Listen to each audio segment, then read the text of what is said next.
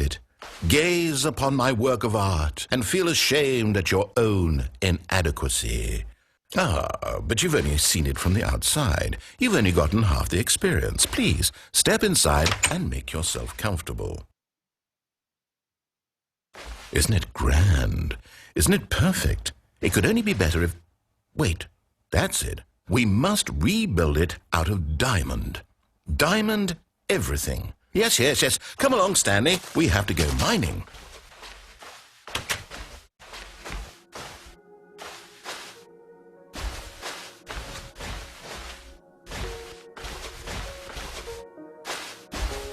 Oh my, it looks like it's going to get a bit dark. Have you brought a light?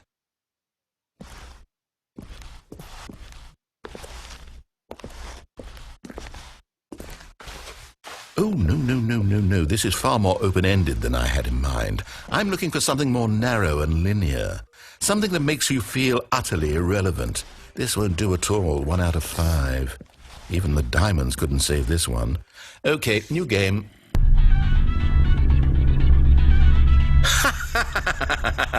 Yes! I don't even know what this game is, but I love it. You, trapped in a glass box with no way out, listening to me talk. Oh, it's inspired. I couldn't have done it any better myself. What is this game even supposed to be? I can't figure it out. Okay, now I'm curious. Let's go find out what the hell this is.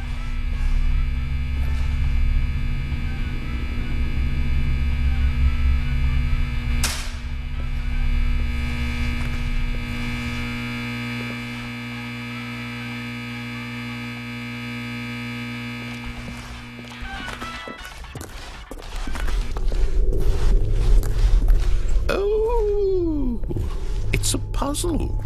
Critical thinking, Stanley. Your forte.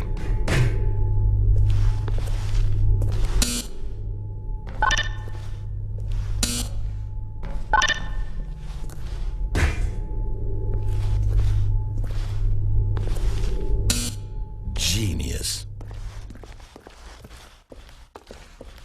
No, actually, you know what? I think that's plenty. I really don't care much to see you stumble through any more of these games, and I highly doubt you're any wiser for the experience, which is why, rather than continue to waste my time, I'm just going to leave you here. You can pretend you've beaten the game if it makes it any richer for you, but as for me, I've had enough. So, why don't you get cozy in this room, and if you have any grand revolutionary ideas for the perfect video game, you can just sit there and let it ball up inside you for all eternity. I don't need your advice. I don't need your ratings. And I certainly don't need the validation of a man whose job is to push buttons. I think I'll just go about my business, making meaningful cultural contributions to the world. And perhaps every now and then I'll think back to a man named Stanley who was objectively wrong in every decision he ever made. The thought won't last long. Goodbye, Stanley. Good luck with your work, and I sincerely hope that everyone lives happily ever after.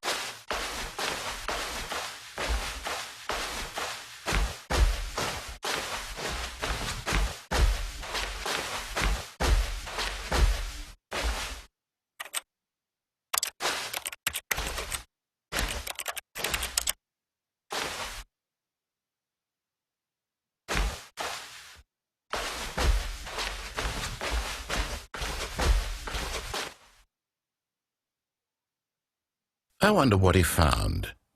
If what he wanted was to be the leading man in his own story, well, perhaps he's gotten it, down in wherever he is right now.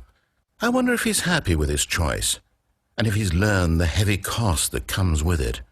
He'll understand soon what I was trying to tell him. He needs me. Someone who will wrap everything up at the end, to make sense out of the chaos and the fear and the confusion. That's who I am. That is what I mean to this world. Oh, yes. Yes, I'll be back. There's no other way. Once this ends, after it all comes to a close, then I'll be back. The end will be here soon. Very soon. I can wait.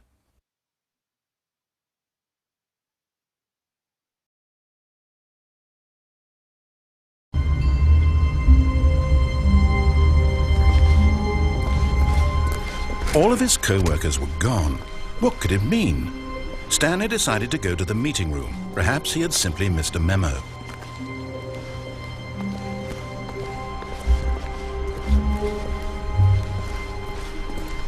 When Stanley came to a set of 2 open doors, he entered the door on his left. This was not the correct way to the meeting room, and Stanley knew it perfectly well. Perhaps he wanted to stop by the employee lounge first, just to admire it. Ah, yes, truly a room worth admiring.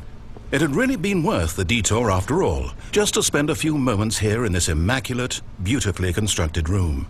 Stanley simply stood here, drinking it all in.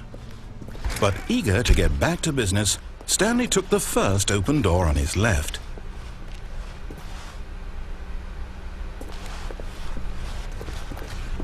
Stanley was so bad at following directions, it's incredible he wasn't fired years ago. Look, Stanley, I think perhaps we've gotten off on the wrong foot here. I'm not your enemy, really, I'm not.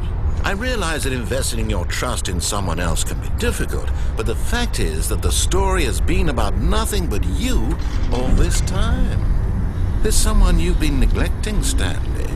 Someone you've forgotten about. Please. Stop trying to make every decision by yourself. Now, I'm not asking for me, I'm asking for her. This is it, Stanley.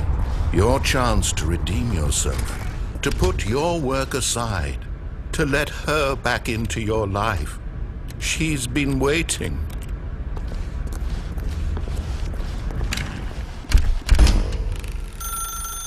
That's her, Stanley.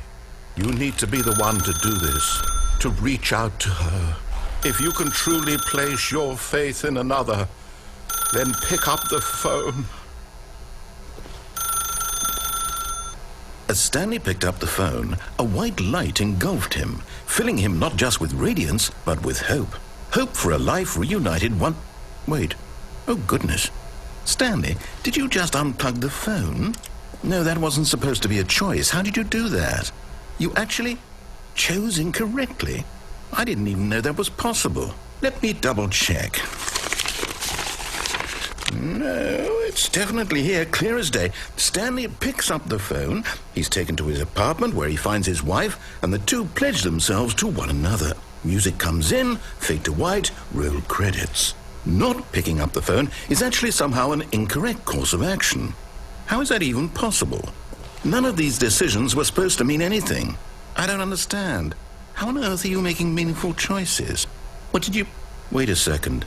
Did I just see... No, that's not possible. I can't believe it. How had I not noticed it sooner? You're not Stanley. You're a real person.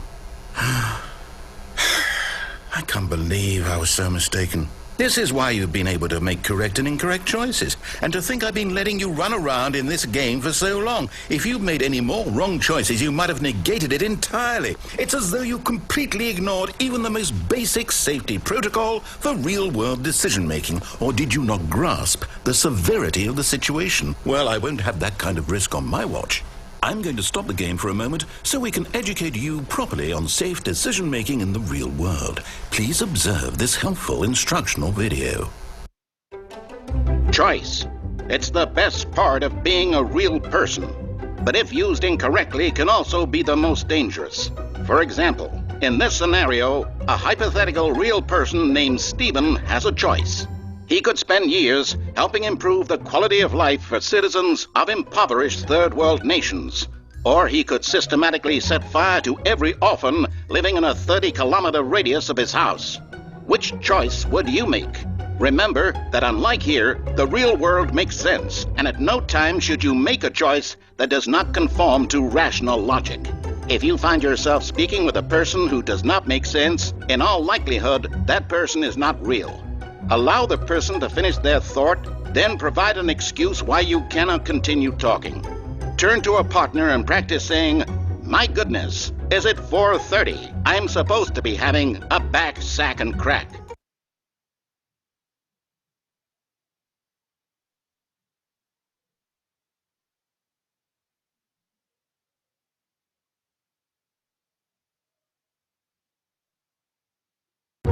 Excellent.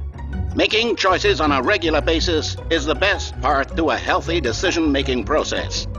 Most medical professionals recommend making at least 8 choices per day. Do you make more than 8? Less?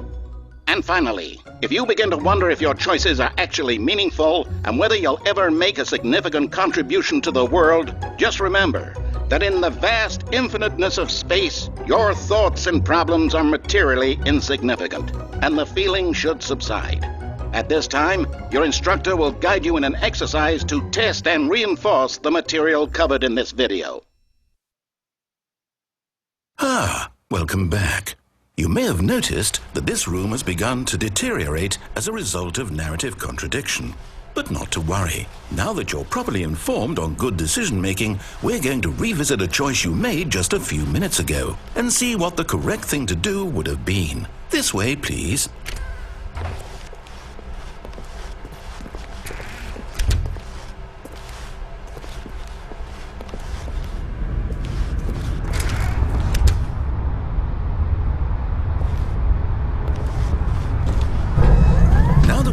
Choices are meaningful, we can't have you jumping off the platform and dying. Imagine the main character dying senselessly halfway through the story. That story would make no sense at all. We just need to get you